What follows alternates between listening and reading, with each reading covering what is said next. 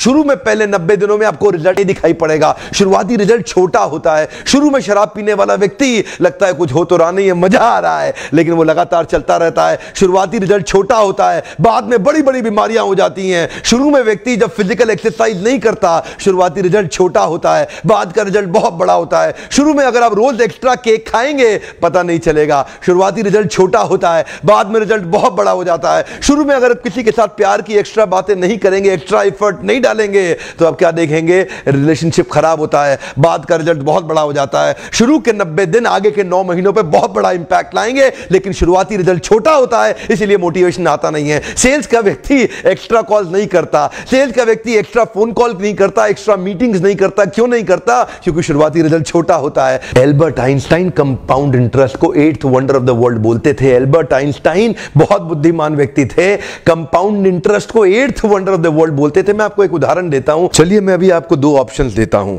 और पहला ऑप्शन है मैं आपको 1 रुपया देता हूं जिसकी वैल्यू डबल हो जाएगी हर रोज अगले 1 महीने के लिए, और दूसरा ऑप्शन है मैं आपको 10 लाख रुपए देता हूं। चलिए छोड़िए 1 करोड़ रुपया देता हूं, अच्छा चलिए अब और बढ़ा देता हूं, 10 करोड़ रुपए दे देता हूं, जो मैं अभी आपको तुरंत के तुरंत दूंगा।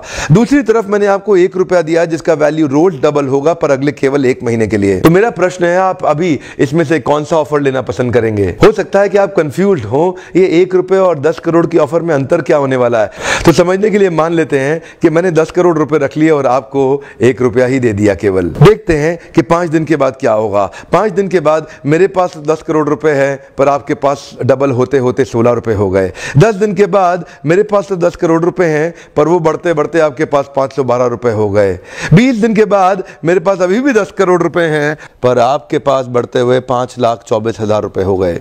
लेकिन ध्यान दीजिएगा, 31वें दिन मेरे पास केवल 10 ही करोड़ हैं पर अब देखिए आपके पास 107 करोड़ हो गए।